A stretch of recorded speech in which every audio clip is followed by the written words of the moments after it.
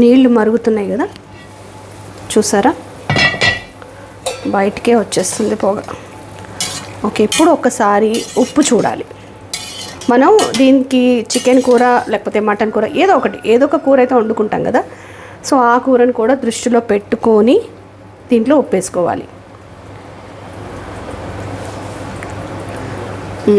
కరెక్ట్గానే ఉంది. అంటే నీళ్ళు కొంచెం ఉప్పగా అనిపించాలి, మరీ ఉప్పగా కాదు, కొంచెం ఉప్పగా అనిపించాలి.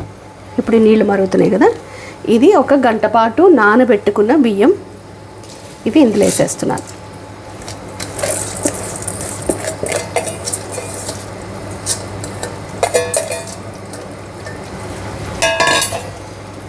వేసి ఒక్కసారి అంతా కలిసేలాగా కలపండి.